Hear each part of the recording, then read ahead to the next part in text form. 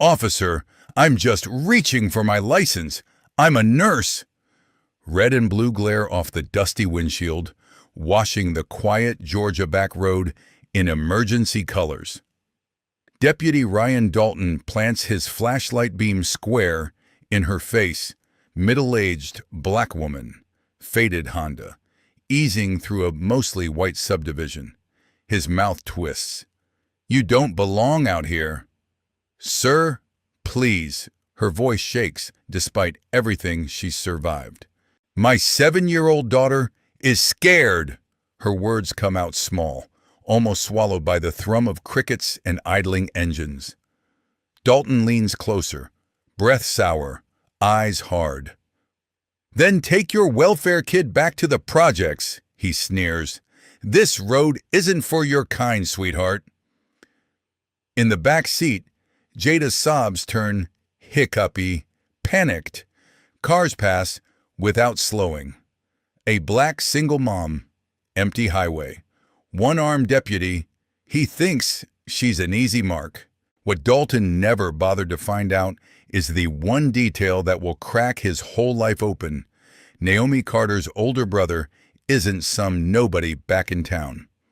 Lieutenant Colonel Marcus Reed commands a Delta Force team, the kind of man who plans nightmares for people who abuse power. Dalton doesn't know that yet. He just sees a scared woman, a child, and cash he thinks no one will ever fight for. The emergency department at Cedarville General never really quiets down, only changes pitch. Machines hum, monitors chirp, someone is always crying or cursing. Naomi has lived on night shifts for nearly 8 years. 12 hours on her feet, 12 hours of blood, adrenaline, wrecked bodies, and split-second choices. Fluorescent lights buzz above her. Antiseptic clings to her navy scrubs. Her legs ache in ways she stopped counting a decade ago. But Naomi is the kind of nurse people pray for when things go wrong. The one who stays steady when everyone else panics, who talks a terrified father through chest compressions, who squeezes a dying woman's hand at 3 a.m. and whispers, "You're not alone." She fights for every chart like family. Tonight, like so many nights, she clocks out at 9, mind still racing through the last trauma bay. A 20-year-old thrown from a motorcycle, helmet cracked like an eggshell. 3 hours of chaos, surgeons barking orders, blood on the floor, family sobbing in the hallway. They stabilized him. Naomi knows she helped keep him here, but she'll file him away the way she does every patient. She can't keep them all in her chest. In her scrub pocket, an envelope presses against her palm, unfamiliar and hopeful. $480, all cash. Overtime thank you money pooled by nurses who decided it was Naomi's week. They started the fund last year, slipping envelopes to whoever had carried the heaviest load. This time, her coworkers picked her without hesitation. Naomi already decided what it's for, getting the air conditioning fixed in her car. Georgia summers feel like punishment. Her daughter shouldn't be baking in a rolling oven. The car is a 2010 Honda Civic. Gray paint bleached by too many summers, 190,000 miles grinding in the engine. The driver's window jams when the humidity spikes. The radio fizzles whenever she hits a pothole. But Naomi keeps that car immaculate. Oil changed on time. Inspections current. Registration valid. Every bulb checked. It's what she can manage on a nurse's pay, and she refuses to be ashamed of that. She takes Cedarville's side streets toward her mother's house. At this hour, the town feels hollowed out. Street lights throw orange halos over cracked sidewalks and quiet driveways. Campaign signs stick out of lawns like plastic weeds. Sheriff Randall Keaton's grinning face beams from every third yard. Keeping Whitmore County safe. 4 terms already. Shamelessly chasing a 5th. Naomi barely registers the signs. Politics feels distant when rent is due. She eases into her mother's driveway. The porch light glows like a tiny lighthouse. It's always on when Jada is there. Jada Carter, 7 years old, wide gap between her front teeth, Naomi's dark eyes, her uncle's stubborn jaw. Naomi barely gets through the door before Jada launches herself across the faded rug. "Mommy, Mommy! Grandma let me stay up!" Naomi scoops her up, breathing in shampoo and safety. Did she now? Naomi's mother, Evelyn Carter, appears in the kitchen doorway, one hand on her lower back. 75, silver hair braided down her spine, hands twisted by years at the textile mill. She raised 2 kids solo, double shifts until her body finally said, "No!" Complaining was never an option. Survival was. "She wanted to see you," Evelyn says softly. "Said she couldn't sleep till you came." Naomi sets Jada down, smoothing her t-shirt. "Say bye to Grandma, baby. We have to get home." But Jada's mind is already chasing something bigger. "Mama, when are we going to get our own house?" The question hits like a punch. Naomi has been saving month after month, a few extra dollars scraped into a separate account. A down payment feels like climbing a mountain barefoot, but she is climbing. "Soon, Bug," Naomi answers, forcing a smile. "We're working on it." Evelyn touches her arm as she reaches for her keys. "Has Marcus called?" Marcus Reed, half-brother technically, different fathers. Same fierce mother. But labels never mattered. He's been Naomi's shield since she was 5, and kids on the playground decided she was an easy target. He texted, said he's wrapping up a mission, back stateside this week. Something flickers over Evelyn's face. Worry, maybe relief, maybe both. "Good, it's been too long," Jada tugs Naomi's sleeve. "What does Uncle Marcus do again?"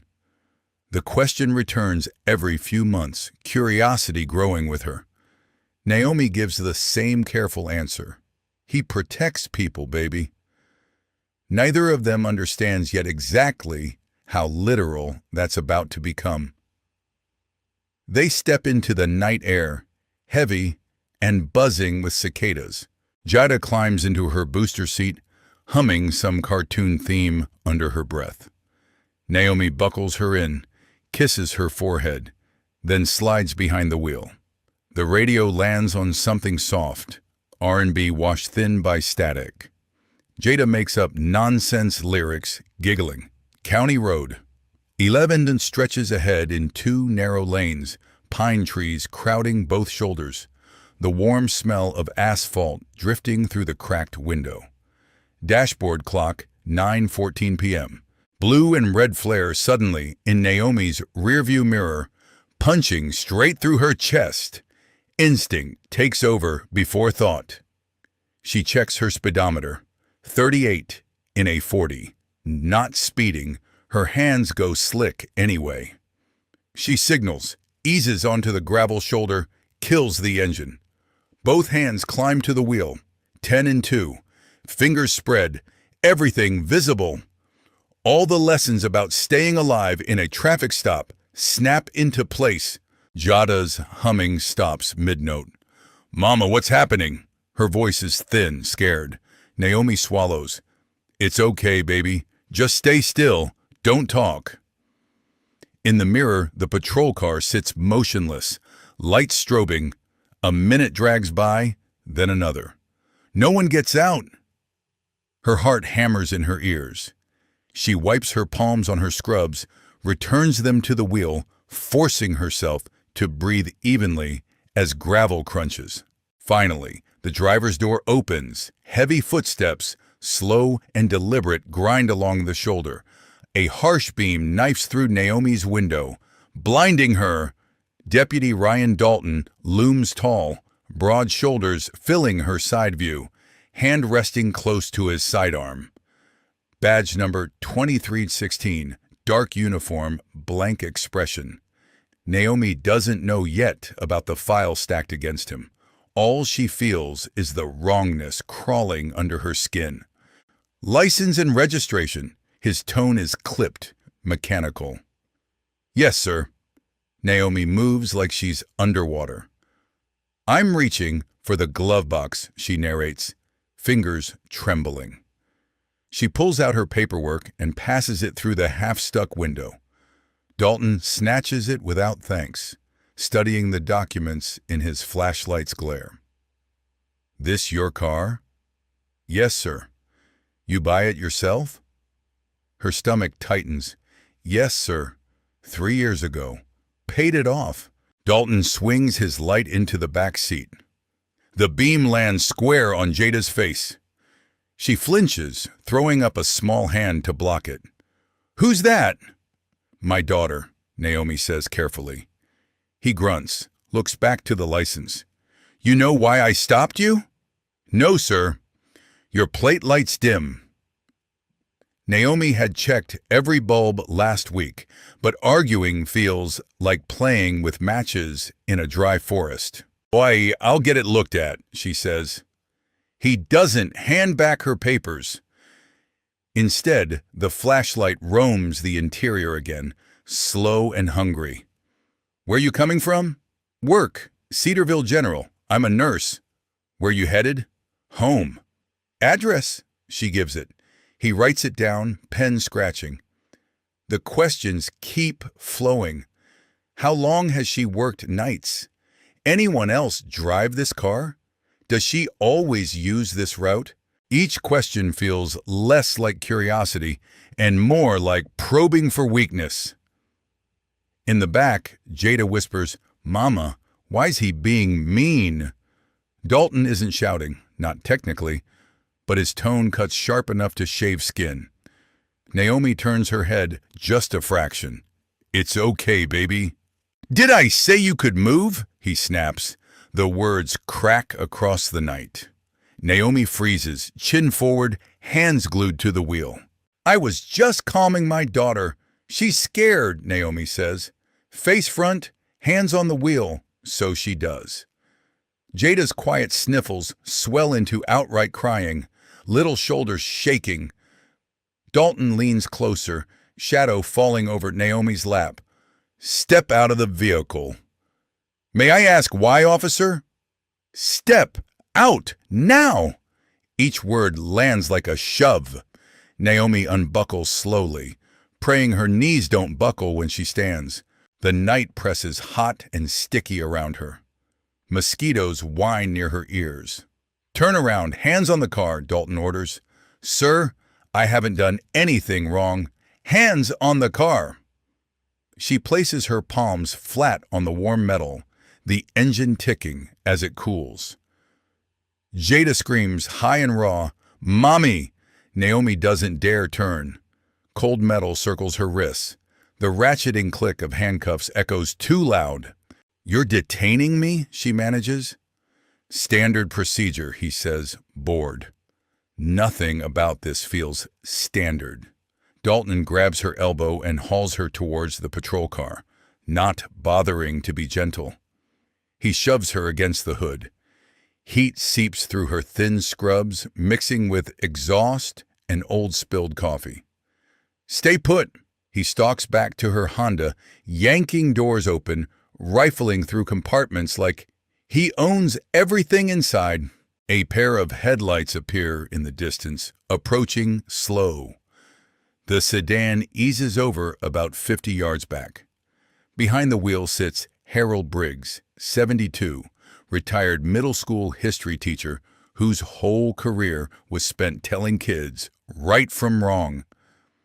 His dash cam has been recording since he left his driveway. It captures exactly 4 minutes and 38 seconds.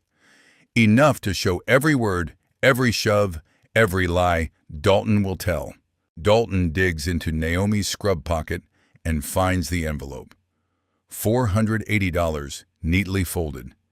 He lifts it like something toxic. Where'd this cash come from? Tips from work. My co-workers gave it to me, she answers. His mouth curls. That's a lot of cash for a nurse. He mutters into his radio, too low for her to catch, then wanders back, eyes flat. Camera's glitchy tonight, he says. His tone is almost casual.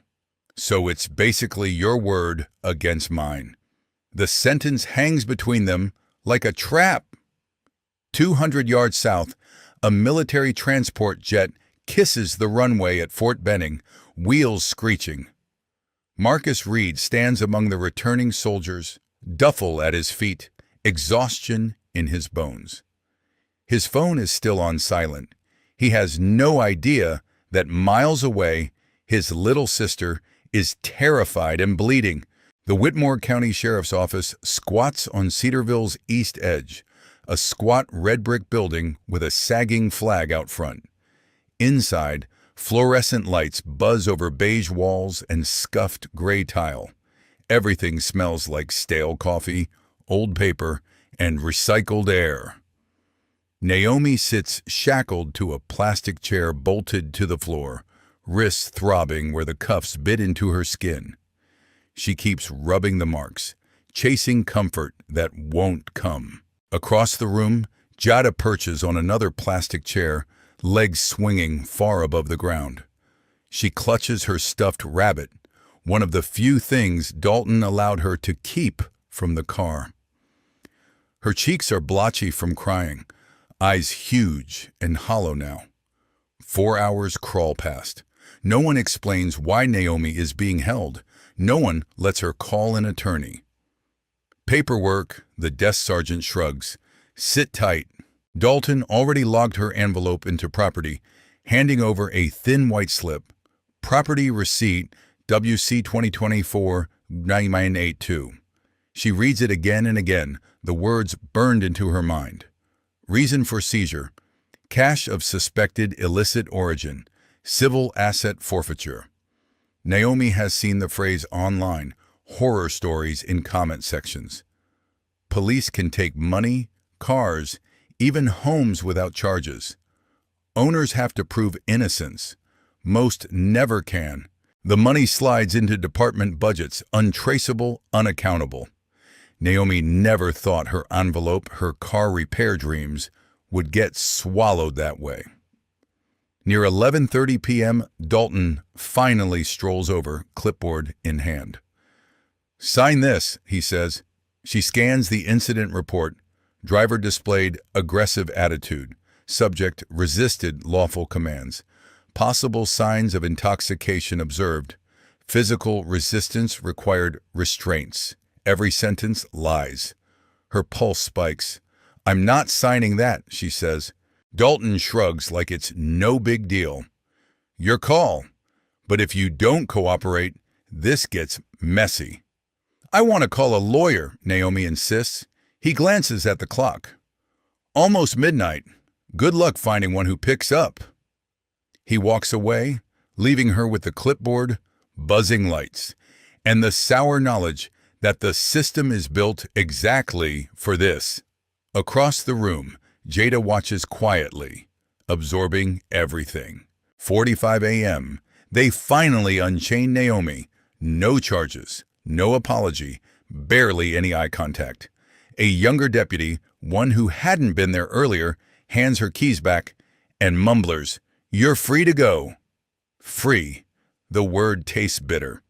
Outside, her Honda sits under a flickering security light, just where Dalton parked it after driving it to the station.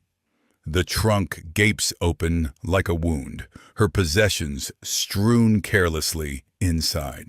Emergency kit, half unpacked, jumper cables tangled, a donation box of Jada's outgrown clothes dumped over. They pawed through every inch and found nothing, yet still walked away with her cash. Naomi gathers everything with shaking hands, shoves it back into the trunk, slams it shut. She opens the back door. Jada is already asleep, body limp, face tear-streaked. Naomi lifts her carefully, cradling all that warm, trusting weight. She straps Jada into the booster, brushing curls off her forehead, watching her chest rise and fall. Then Naomi slides behind the wheel. The roads outside town are nearly empty. Cedarville slumbers while her world feels scraped raw. The dashboard clock blinks 2:17 a.m. Her hands tremble so badly she has to grip the wheel with both palms. Adrenaline drains, leaving exhaustion and a hard, simmering kind of rage. But she won't cry in front of Jada, not if she can help it. Her daughter has seen enough tonight. Naomi drives back toward her mother's house on autopilot, each familiar turn feeling strangely foreign. She pulls into Evelyn's driveway around 2:30 a.m. Porch light, still burning. Evelyn is already on the steps, robe tight, eyes sharp. She doesn't ask questions. She just opens her arms and waits. Naomi steps into that embrace and everything shatters. Ugly, choking sobs tear out of her, the kind she hasn't let herself release in years. She cries into her mother's shoulder while Jada sleeps in the car, blessedly unaware of this part. When Naomi finally empties out, Evelyn guides her inside, sits her at the worn kitchen table, presses a glass of water into her trembling hands. "Tell me, all of it." Naomi does, every second.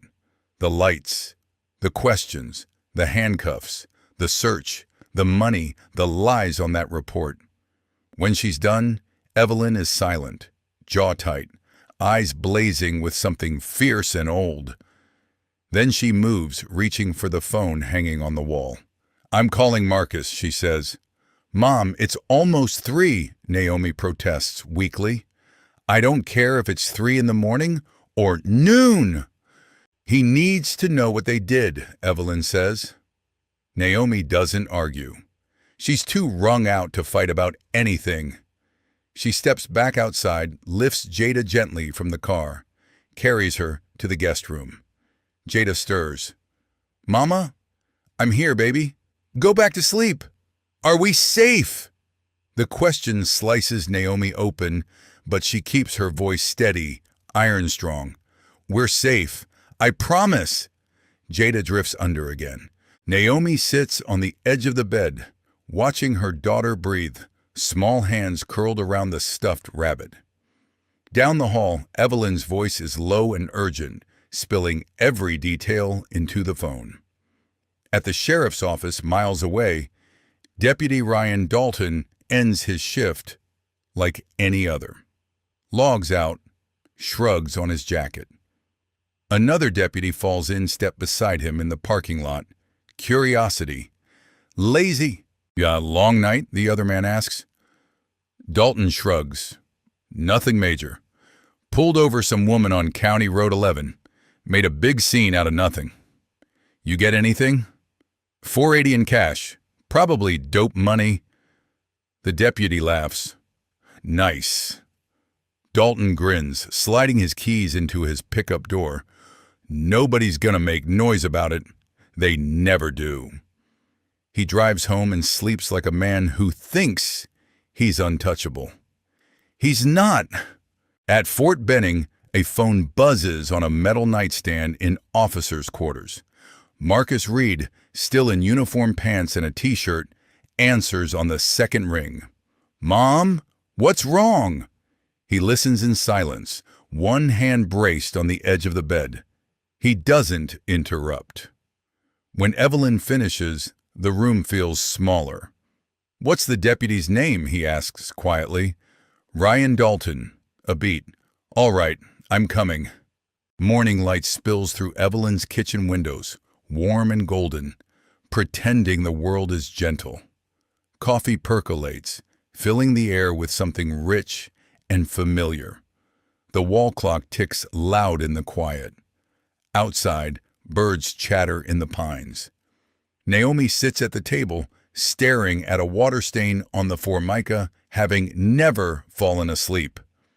Every time she shut her eyes, blue lights exploded behind her lids. The front door opens. Heavy, purposeful footsteps cross the hall. Footsteps she could recognize in a storm.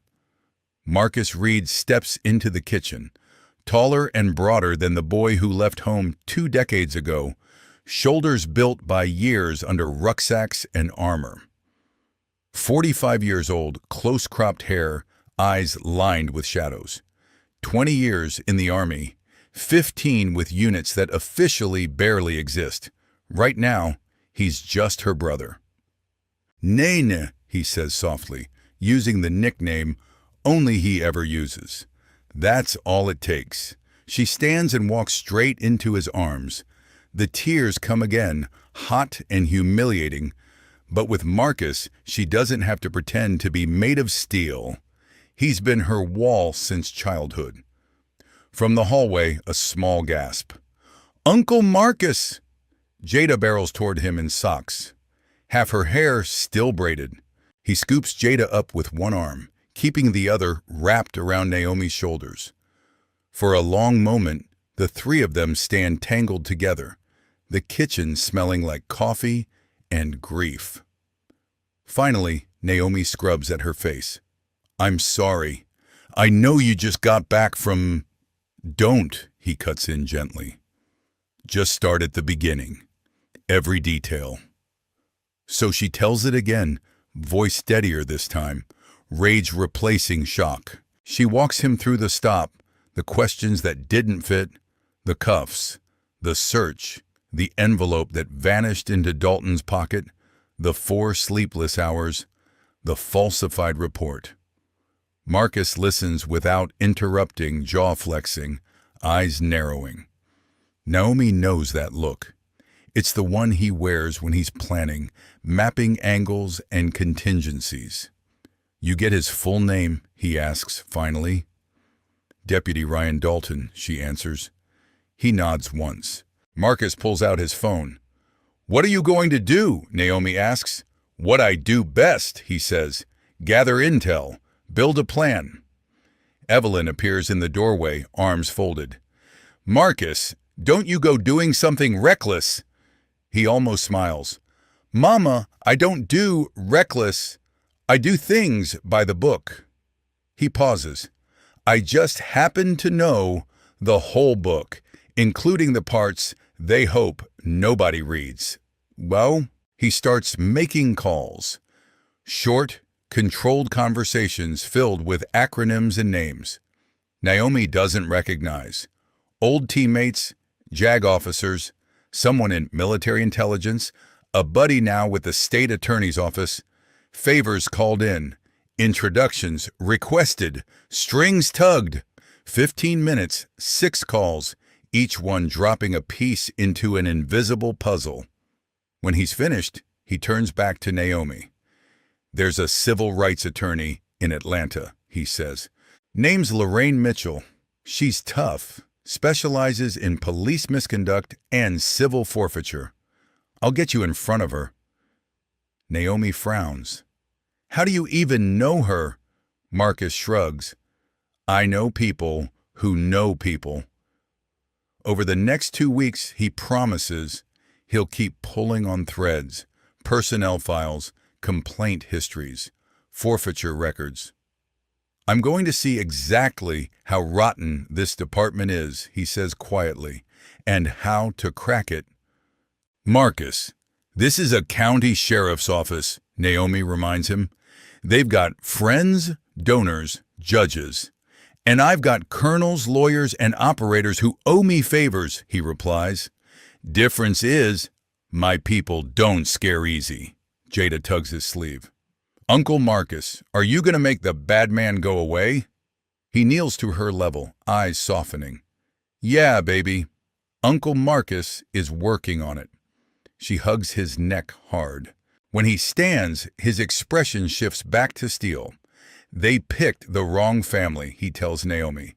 "They just don't realize it yet." Over the next week, Marcus makes 17 calls, each one careful, each one connecting another dot.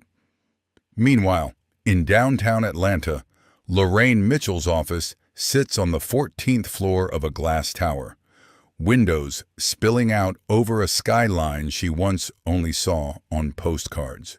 Lorraine is 56 now, silver glinting through her coils, reading glasses perched low.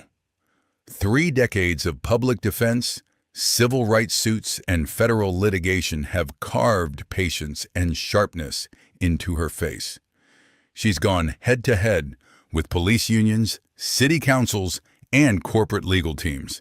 She's lost some, won others, learned from all of them. When Naomi Carter walks into her office, Lorraine doesn't bother with small talk or sympathy. She gestures toward the chair opposite her desk, legal pad already in hand. "Start from the top," she says. "Don't skip anything. If it seems minor, tell me anyway." Naomi tells it all yet again, the 4th retelling. Somehow, the details cut sharper with repetition. The smell of Dalton's cologne, the exact timbre of Jada's scream, the sting of metal on bone. Lorraine's pen scratches steadily, capturing timelines, phrasing, names. When Naomi finishes, Lorraine removes her glasses and leans back. "You're not the first," she says quietly. Naomi blinks. "First what?" "First person to walk in here with Deputy Ryan Dalton's name in their story." Lorraine opens a file drawer and pulls out a thin folder. "I'm filing a request under our state's public records law. Personnel records, complaint histories, internal emails. They'll drag their feet, but they'll respond eventually." "Yet what do you think you'll find?" Naomi asks. "Complaints," Lorraine says. "Always complaints. The question is whether anyone ever did a damn thing about them." She slides a business card across the desk. "Go home. Focus on your daughter. Let me chase paper for a while." 2 weeks later, Lorraine calls. "I need you to come in," she says. "It's better if you see this in person, Naomi." Naomi makes the drive back to Atlanta, hands clenched on the wheel. Same office, same chair, but the folder on Lorraine's desk has grown fat, stuffed with printed emails, reports, and spreadsheets. "Public records response," Lorraine explains. "Deputy Dalton's personnel file and related documents." Naomi flips it open. 6 citizen complaints between 2017 and 2024. The first, excessive force on an unhoused man. Witnesses saying Dalton kept hitting after cuffs. Complaint 2, 2018. Unlawful vehicle search. Driver alleged racially charged comments. No contraband found. $300 in cash seized. Never documented as returned. Complaint 3, 2019. Driver detained 35 minutes on a roadside shoulder. No citation issued. $280 taken. Complaint 4, 2020. Threatening language during a routine stop. Driver captured partial audio on their phone. Recording mysteriously lost from evidence. Naomi's hands start to tremble. Complaint 5, 2021. Verbal abuse of a Latina mother during a stop, her kids in the back seat. Complaint 6, 2022. Falsified report. Drugs allegedly found in a car later determined to have been planted. Charges dropped on a technicality. 6 complaints, 6 internal investigations, 6 findings unsubstantiated. No suspensions, no unpaid leave, no retraining, nothing. Naomi looks up, stunned. "How is he still wearing a badge?" she whispers. "Because they investigated themselves," Lorraine replies. Department takes the complaint. Department interviews its own. Department decides its people did nothing wrong. She pulls another sheet from the folder. An email chain. On top, message from Sheriff Randall Keaton to his shift supervisors dated June 15th, 2024. Subject line, citation quotas. Naomi reads, Need 15 additional citation this month to maintain overtime budget. Focus on rural stops. Low visibility areas preferred. Emphasize collection. Naomi blinks, reading it again. He's telling them to write more tickets, she says. He's telling them to squeeze people who can't fight back, Lorraine corrects. Rural roads with no cameras, no bystanders, drivers who look like they don't have lawyers on speed dial, folks who'll swallow the loss because they're too scared or too broke to push back. She lays one more document out, a spreadsheet thick with numbers and percentages. Asset forfeiture data for Whitmore County, Lorraine says. Last 5 years, Naomi scans the columns. Total value seized, $2.3 million. Percentage of seizures involving black drivers, 72%.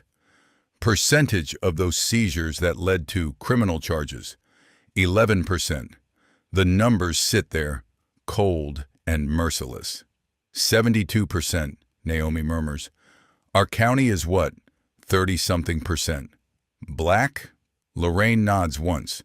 31? The math speaks for itself. Naomi feels the room tilt slightly. This isn't just about one night on County Road 11, one deputy with a taste for intimidation. It's a system humming quietly, shaving money and dignity from people like her. People like Jada. So what now? She asks. Lorraine's jaw sets. Now we make noise, we file suit, we subpoena records, we drag Sheriff Keaton, Deputy Dalton, and their cozy little operation into the light. We start with your case, Lorraine continues, tapping the folder. Your stop, your money, your daughter's trauma. Then we fold in patterns, these complaints, that email, this seizure data. We find other drivers willing to speak. We show a judge this isn't random. It's targeted. Naomi swallows. She pictures Dalton's smirk, Jada's terrified eyes in the mirror, Marcus promising to handle it. Whatever it takes, she says. I'm in. Good, Lorraine replies. Because this will get ugly before it gets better. They'll call you a liar. They'll drag your name. They'll act like you're the problem. Naomi straightens in her chair. I clean blood off my shoes after every shift to keep strangers alive, she says. I am not the problem. Lorraine's lips twitch. That's the spirit. She flips the folder closed with a decisive thump, eyes sharp. From this moment on, Lorraine tells her, we play on paper and in public. They've been hunting in the dark for years. Time to turn on the floodlights. Naomi takes a breath that feels like the first real one in days.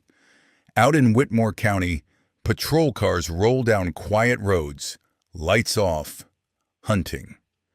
At Fort Benning, Marcus scans emails, gathering ammunition of his own. Karma is awake now, and moving. This isn't just one bad deputy, Miss Carter. This is a system built to work exactly like this. Lorraine's office goes quiet. Naomi stares at the files, pulse thudding in her ears. So what do we do? Lorraine leans forward.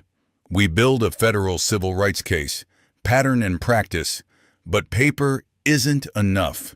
We need people. We need other victims willing to stand beside you, on the record.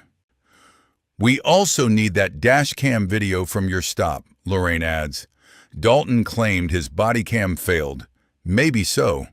But someone else was there that night. Older white guy, pulled over down the road. His dash cam was rolling. Naomi sees it again. The slowing car, the white hair, the steady gaze. How do you know about him? Lorraine smiles faintly. Your brother tracked him down. Marcus has been busy, she continues. He never shows up at meetings, never steps in front of cameras, but his fingerprints are everywhere. While Naomi worked night shifts and tried to sleep through nightmares, Marcus wove quiet connections. He found Harold Briggs through a favor owed at Georgia State Patrol. He got Special Agent Aaron Mills at FBI Atlanta looped in, an old teammate now working civil rights cases.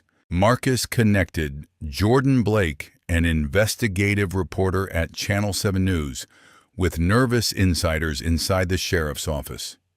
He linked Lorraine with attorneys in the DOJ Civil Rights Division who specialize in pattern and practice suits. Every phone call, every whispered introduction, every document sliding across some government inbox flowed through Marcus Reed. Calm, careful, deliberate. To him, this wasn't just a lawsuit. It was an operation. Meanwhile, Jordan Blake chased his own leads. 38, sharp-eyed, too stubborn to let stories die just because they're messy. He's heard rumors about Whitmore County for years. Always smoke, never enough fire. Now he has a match in his hand. He shows up at Lorraine's office with a recorder and a notepad. "I want this story on camera," he says. Names, faces, documents, all of it. Lorraine studies him over steepled fingers. "Why?" Jordan doesn't hesitate. "Because somebody needs to, because looking away keeps bad people safe." She eventually hands him copies of the redacted records and public documents, watches his face as the pattern emerges. "This isn't random," he murmurs. "This is an engine." He glances up. Who's paying for all this? Someone with reach is steering. Lorraine's expression stays carefully blank. "Let's just say Ms. Carter isn't fighting alone," she replies. Jordan is wise enough not to push. Across town, Naomi sits on Evelyn's porch steps, watching Jada chase fireflies in the dim yard. The child is laughing, spinning, a blur of braids and bare feet. Like that night on County Road, 11 never happened. Kids bounce back. Grown-ups remember. Naomi's phone buzzes in her hand. "How are you holding up?" She types back, "I'm okay." Lorraine says the case is strong. His reply arrives almost instantly. "Good. Stay patient. Everything's moving." Naomi swallows. "I don't know how to thank you for all this." There's a pause then. "You don't thank family for doing family things. Just love that kid. I'll handle the rest." The call ends. But the storm is still building. If you've ever felt like every rule was stacked against you, like the game was rigged from the start, stay with me. What comes next almost crushes Naomi before justice ever gets close. Sheriff Randall Keaton believes he can smother this in paperwork, pressure, and fear. He has no idea just how badly he's misjudged the woman in the faded Honda and the man standing behind her. Keaton's campaign office sits in a cheap strip mall on Cedarville's north side. Plastic flags on the walls, red, white, blue bunting drooping in the windows, giant poster of his grinning face over the slogan, "Keeping Whitmore County Secure, 4 more years." 12 years as sheriff, 3 terms, 15 as a deputy before that. A lifetime of badges and control. Pollsters say he's up 12 points. He believes them. His campaign manager, a jumpy 30-something named Evan, hovers in the doorway with a manila folder. "Sheriff, we've got an issue." Keaton flips through the pages.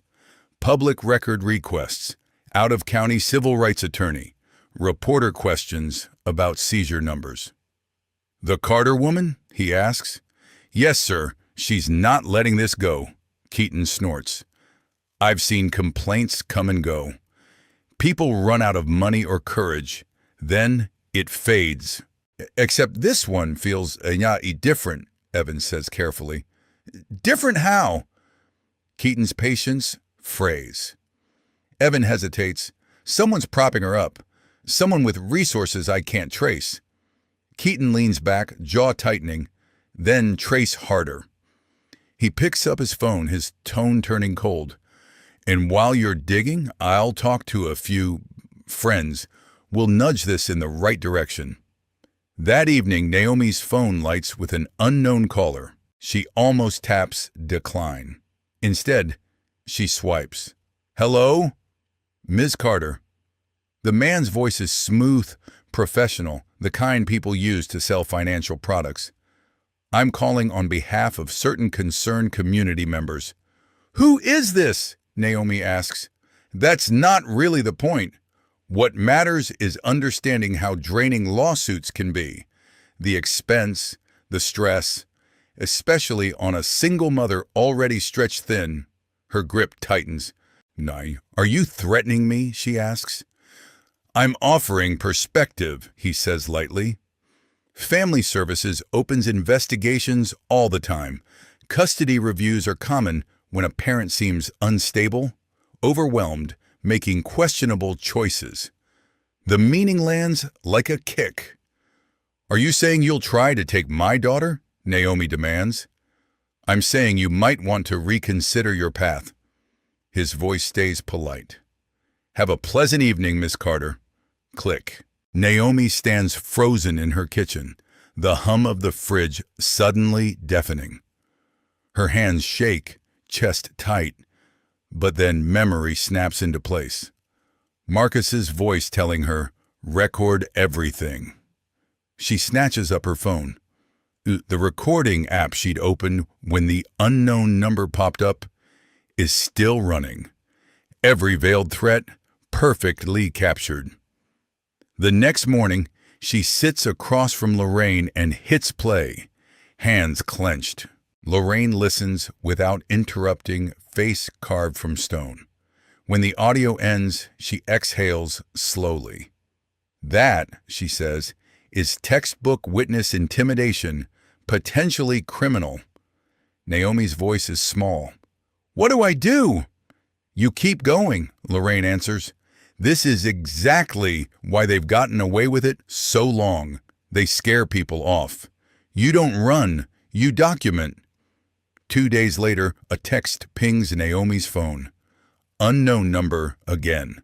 "Back off or lose your kid."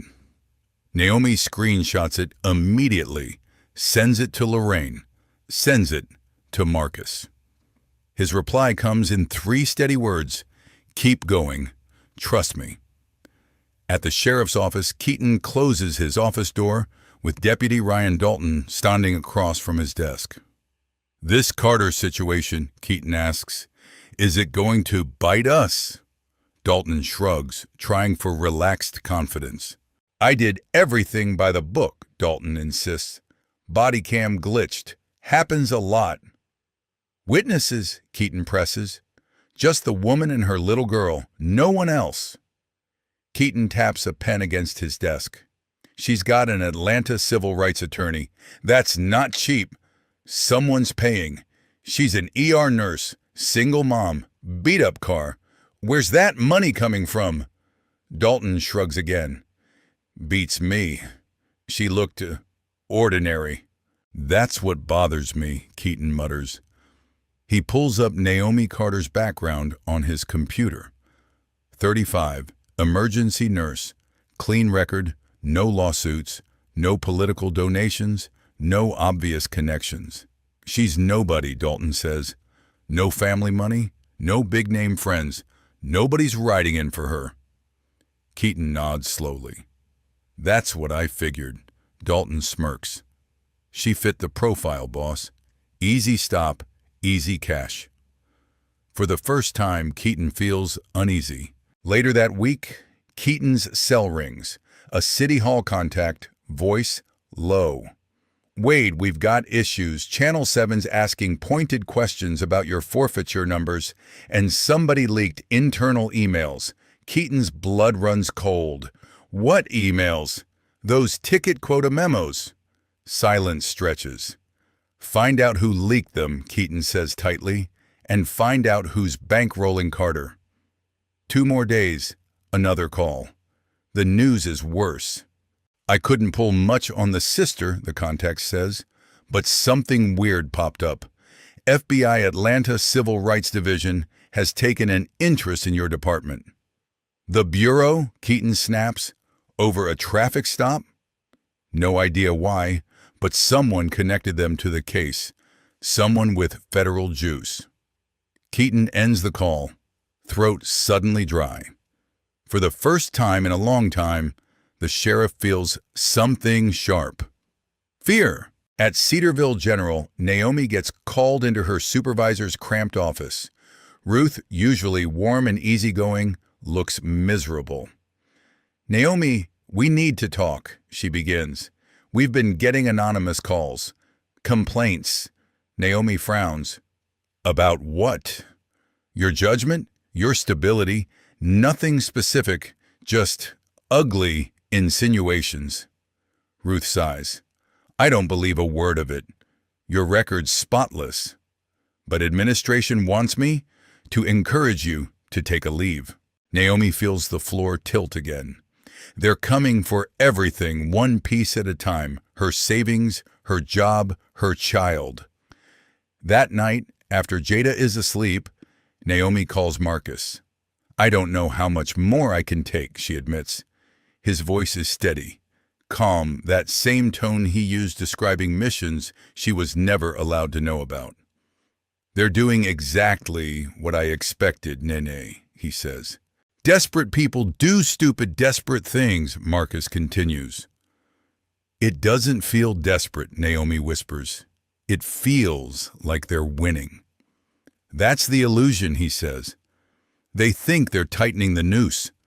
They don't realize they're already standing in the trap. How can you be so sure, she asks. Because they still don't know who they're up against, he answers quietly. They still think this is just you and a lawyer. He pauses. When they finally figure it out, I'd pay good money to see their faces. Later, a sheriff's office spokesman issues a bland statement to local media. No comment on pending litigation. All actions follow policy. Keaton convinces himself he's still in control. He has no idea who Lieutenant Colonel Marcus Reed really is, or how many powerful people answer when Marcus dials their number. That night, Jada wakes screaming at 2 a.m. Naomi sprints down the hall, heart in her throat, finds her daughter tangled in sweat-soaked sheets, eyes wide, gasping. "Mama, don't let them take me," Jada sobs. Hey, I've got you," Naomi whispers, pulling her close. The little girl trembles against her. "The bad man was yelling," Jada says, "with the blue and red lights. He was taking you away." It was just a bad dream, baby," Naomi says. Even though they both know it wasn't only a dream, it was memory, replaying in her child's head. 6 years old, carrying fear she can't name. Naomi carries Jada into the living room. They curl up on the couch, blanket over both of them. "Mama, do we have to hide?" Jada whispers. Naomi's chest cracks. "Hide from who?" she asks softly. "From the police," Jada says. "Do we have to hide from them?" Naomi swallows back tears. "No, sweetheart, we're not going to hide."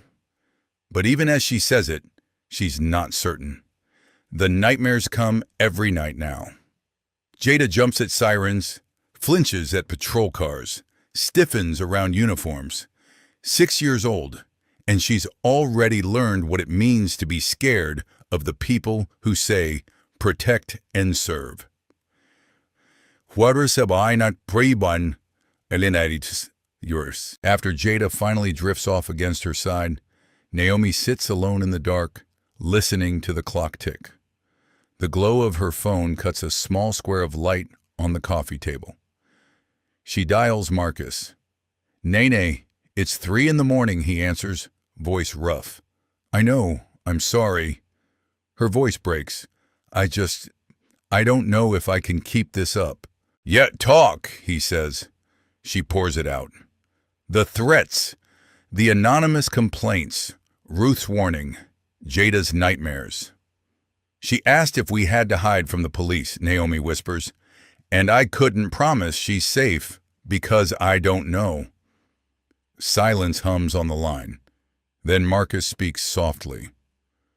Remember when we were kids and someone messed with you at school? What did I tell you? He asks. Don't cry in front of them, Naomi whispers. Cry with me. Exactly, Marcus says. So cry now, with me. And she does. She lets everything crash down. Rage, terror, bone-deep exhaustion, the feeling of being ground under an entire system. When she finally runs out of tears, Marcus's voice shifts, firm again. Now listen. Tomorrow you're getting up. You're taking care of Jada. You're breathing, because I'm almost done. Done with what? She asks. Setting the trap, he replies. They came after you because they assumed you were alone, that no one would push back. They miscalculated. What if this doesn't work? She whispers. No what ifs, Naomi. Do you trust me?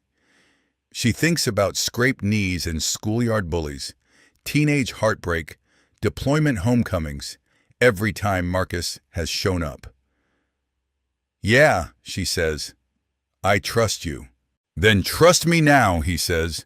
Give me one more week, then they'll learn exactly who they picked a fight with. She exhales slowly. Okay. Get some sleep. Love you. Love you too. Naomi hangs up, slips into bed beside Jada, and watches her daughter breathe. I'm going to protect you, she whispers into the darkness, whatever it costs. In the kitchen, her phone buzzes again, a text from Marcus. Monday, 9 a.m. Everything shifts. That's all it says. What Marcus sets in motion. Next makes Sheriff Randall Keaton's blood run ice cold. Monday morning, 9:07 a.m., Keaton sits in his office scrolling through polling data. 6 weeks until Election Day, still leading comfortably. He's convincing himself he's untouchable when his office line rings. Keaton, he answers. On the other end, Captain Leonard Price sounds rattled. Sheriff, we've got a situation, Price says. Keaton rubs his temples. If this is about Carter again, it is. I just got off the phone with FBI Atlanta. Keaton straightens. The Bureau called you? Yes, sir. They're opening a formal civil rights investigation. Pattern and practice. Keaton's voice goes thin. On what basis? They've got everything, Price says. The public record files, the seizure stats, the internal emails you sent, and they have dash cam footage from that stop, Price adds. Keaton's stomach lurches. That's impossible. Dalton's body cam failed. Not Dalton's, Price says. A civilian's, retired schoolteacher. Dash cam recorded the whole thing. Keaton stares at his wall, suddenly blank. There's more, Price continues quietly.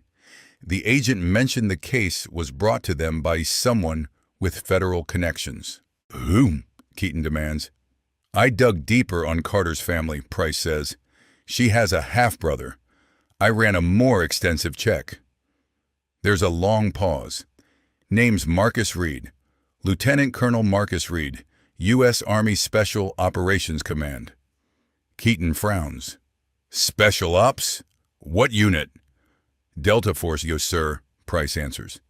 He commands a squadron, 20 years in uniform, multiple Silver Stars, joint operation with CIA, FBI, intel agencies. His contact list is... He trails off, numb. Full of people in Washington we couldn't even get past the receptionist with, Price finishes. Keaton doesn't move, doesn't breathe. Delta Force, he repeats. Yes, sir.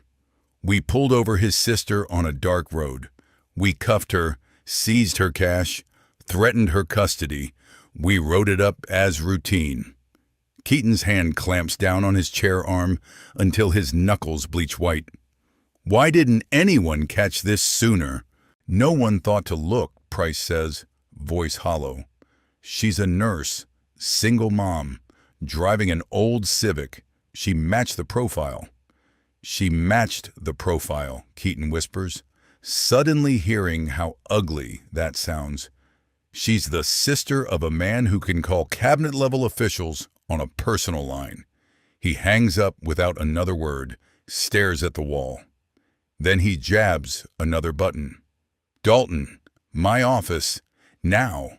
10 minutes later, Ryan Dalton stands in front of his desk, arms crossed. What's going on? He asks. Keaton's stare is ice. When you stopped Carter, did she mention family? No, Dalton scoffs. Why would she? Because her brother is Lieutenant Colonel Marcus Reed, Keaton says, each word a hammer blow. Delta Force, one of the most connected special operators in this country. The color drains from Dalton's face. We put his sister in cuffs on a roadside, Keaton continues. We took her money. We let someone threaten her kid, all while he's making quiet calls to the FBI, DOJ, reporters. Dalton's mouth opens and closes. She was just some black woman in an old car, he stammers. She looked like what? Keaton explodes. An easy mark? Someone nobody would believe? Someone with no backup? Dalton doesn't answer. He doesn't have to. The truth hangs in the air. She is his sister, Keaton says, voice low, and he's been assembling this for weeks. FBI, media, Civil Rights Council, every road circles back to him. Silence stretches. Dalton finally whispers, "What do we do now?" For the first time in his career, Sheriff Randall Keaton has no answer. And the call from the FBI is only stage one. The trap Marcus built springs in a single coordinated burst. Every piece he arranged over 2 weeks slides into motion like dominoes tipping. FBI Atlanta formally opens a civil rights investigation into the Whitmore County Sheriff's Office.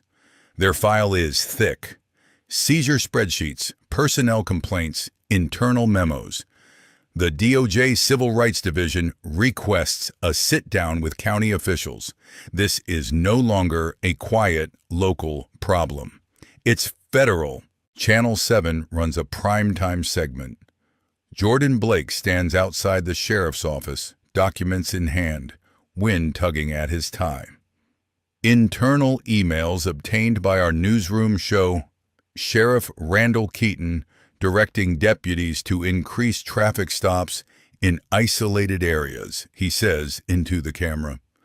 Community advocates say these stops have overwhelmingly targeted black drivers traveling alone. The Washington Post soon follows with its own in-depth piece. The national headline reads, "Rural Georgia Sheriff's Office faces federal probe over civil rights violations and cash seizures." And then comes the evidence that shatters careers. FBI techs tear through Dalton's body cam. The video is corrupted, just as he claimed. But the audio was stored separately. The microphone never failed. It recorded every second. Within 2 days, someone leaks the transcript. Lorraine reads key lines aloud at a press conference. Flashes pop as she speaks. Deputy Dalton, radioing another unit pre-stop, she says, voice carrying. Got a black woman in an old Honda. Doesn't belong in this neighborhood. Gonna check her out. She flips a page. Later, after Ms. Carter's in handcuffs, unaware his mic is live. These people think they can roll through here like they own the place. The room goes dead quiet. Then erupts. Questions fly. Lorraine doesn't flinch. Naomi watches from a corner of Lorraine's office, Jada's drawing tucked in her bag. Her hands tremble, not from fear, but something sharper. Relief. His own voice, she whispers. His own words. Lorraine nods. No spin, no confusion. He testified against himself.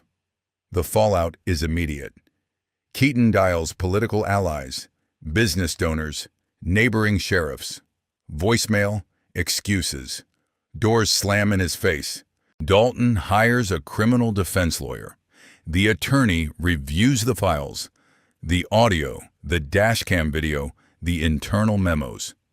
His advice is simple: prepare for federal charges. The Whitmore County Board of Supervisors calls an emergency closed-door session. Cable news, social media, talk radio. Everyone runs the same storyline. A black single mother, a predatory deputy, a sheriff's office using traffic stops as a revenue stream. Through it all, Marcus never steps near a microphone. He doesn't attend press conferences, doesn't tweet, doesn't give quotes. He doesn't need to. The structure he built is moving under its own power now. That night, Naomi calls him. "How did you even pull this off?" she asks. "Honestly," he says, "I didn't do that much. I introduced the right truth to the right people and stepped back." "You tore them down," she says. "No," Marcus replies.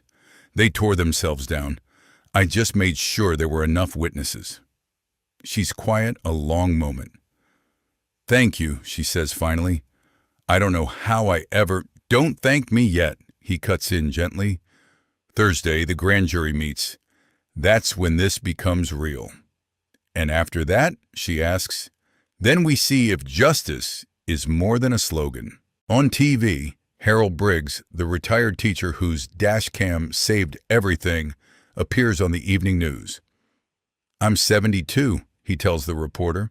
"I taught history for 40 years. I've seen plenty, but I've never seen anybody treated like that lady on that road."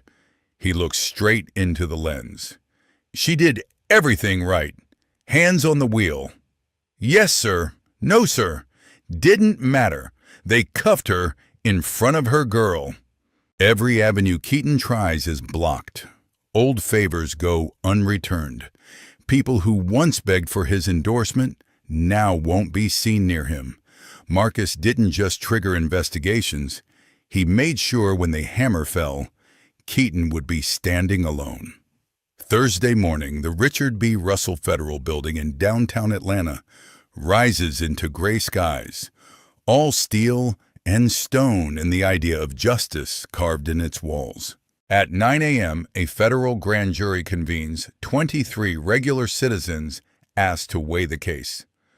The prosecutor moves step by step. The dash cam clip from Harold's car, 4 minutes and 38 seconds of escalating harassment. Dalton's falsified incident report claiming aggression and non-compliance, the stack of prior complaints, the quota emails. Then they play Dalton's body cam audio. His own words echo through the closed room like a verdict. "Got a black woman in an old Honda. Doesn't belong in this neighborhood." The jurors read the transcript as they listen.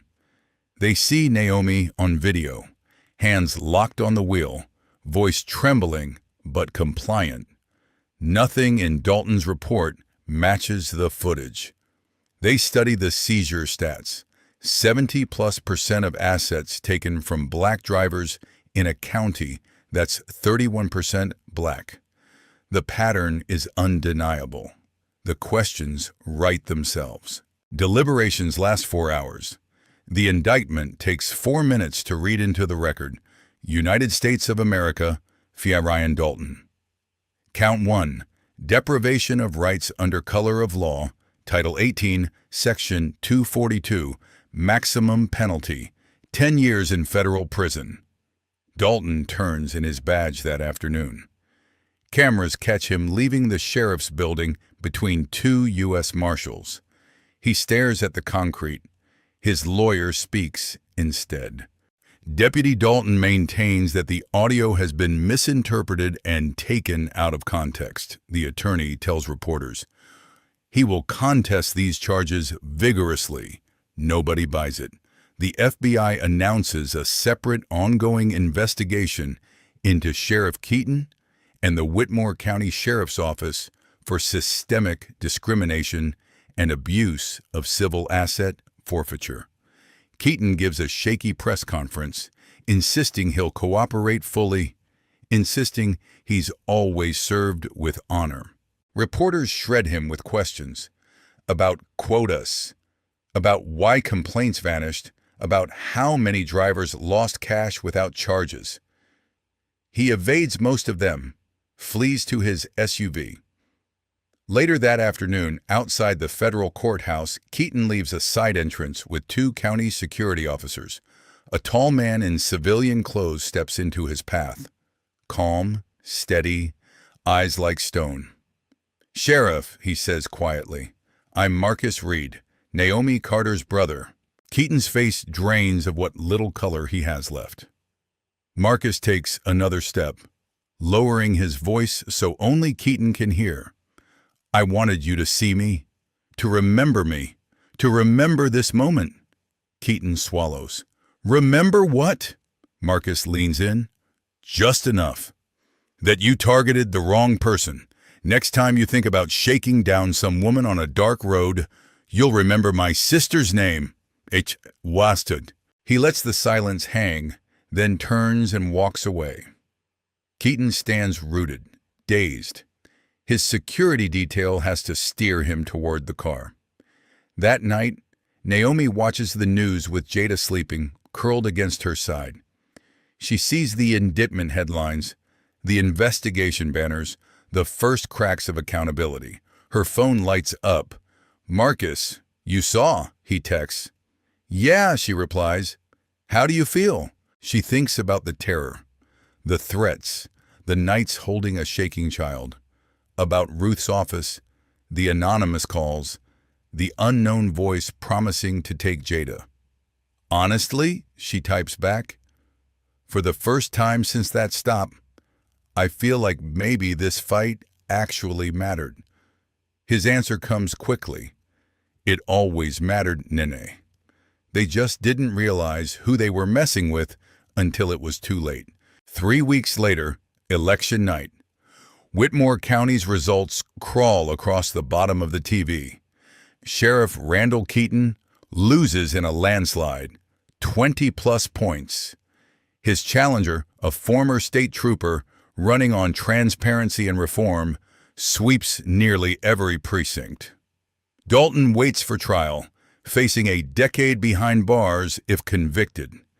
His lawyer files motion after motion to toss the audio. Legal analysts on cable news shake their heads. Unlikely. The sheriff's office falls under federal oversight. New interim leadership steps in. Policies are rewritten. Bias training becomes mandatory. An outside auditor tracks forfeiture dollars. Deputies grumble, but they follow orders. Naomi receives a check from the county treasurer. $480 plus interest. Blood money returned. She gets the Honda's AC fixed like she planned months ago. When she walks back into Cedarville General, her co-workers meet her with hugs. Small black ribbons appear on scrub pockets and ID lanyards, a quiet protest against what was done to her. Ruth pulls Naomi aside, apologizing for ever suggesting she step away. Naomi shrugs it off, but the support lands deep. Slowly, Jada's nightmares fade. She starts singing along with the radio again, coloring in the back seat, waving at fire trucks instead of hiding behind Naomi's arm. Kids heal in ways adults envy. Lieutenant Colonel Marcus Reed receives a promotion and another assignment. He could have become part of the story, given interviews, stood at podiums, turned this into a brand. Instead, he chooses the shadows he's always worked in. The people in suits know what he did. The public doesn't need to. Before he ships out again, he comes home to Cedarville for a few days, one more quiet visit. Jada barrels into him at the door, waving a wrinkled piece of construction paper. "Uncle Marcus, I made you something!" It's a crayon drawing, 2 stick figures holding hands, one in blue scrubs, one in a green uniform with too many medals. Above them, in wobbly letters, it reads, "My heroes," spelled wrong perfect anyway. Marcus kneels, throat thick, and pulls her into a hug that feels like a promise. He hugs Naomi next, then Evelyn, folding his family in close. "Thank you," Naomi whispers into his shoulder, "for everything, for not letting them win." Marcus shakes his head. "That's what we do," he says. "We look out for our own." They thought Naomi was alone, thought she was poor, powerless, disposable, thought nobody would challenge them over a few $100s and a bruised wrist. They were wrong, spectacularly wrong. If you've ever been dismissed, underestimated, treated like you don't count, if someone decided your voice didn't matter because of where you live, what you drive, or what you look like, this story is for you. Drop your own story somewhere, even if it's just in a note to yourself. Remember this: power isn't always loud. Sometimes it's a sister in scrubs and a brother on the other end of a phone. Sometimes it's a retired teacher who refuses to delete a video. A lawyer who knows exactly which statute to swing like a hammer. An agent who actually cares what those numbers mean. A kid who keeps singing in the backseat even after the worst night of her life. Karma isn't always quick. It isn't always neat. But when it finally shows up, it can be devastatingly precise. Naomi drives home from another night shift. Cool air finally blowing from the vents. Jada humming off-key behind her. The road is the same. The county is the same. But something in her chest has shifted. She did not bend. She did not disappear. The badge that tried to break her is now a case file in federal court. The next time someone thinks she's an easy mark, they'll think twice. They thought she was just a tired nurse in a beat-up Honda. They thought nobody important knew her name. They thought she'd fold the moment they rattled her cage. Instead, they woke up. Delta Force, the FBI, national media, and a mother with nothing left to lose. If you've ever been underestimated, remember Naomi Carter. Remember Jada. Remember this: you are never as alone as they hope you are. No one is as powerless as they look. If you're in your 60s or 70s, you've seen how quickly power can be misused. Naomi looked like an easy target to that deputy, a black nurse in an old Honda, coming home bone-tired from a night shift. But those of us who've lived a while know people are more than what they drive. Behind that worn car stood a woman who saves lives, a little girl who needed her mother, and a brother whose voice could reach far beyond a dusty Georgia back road. Family and quiet allies are a force. With age, we learn that real strength often moves in silence.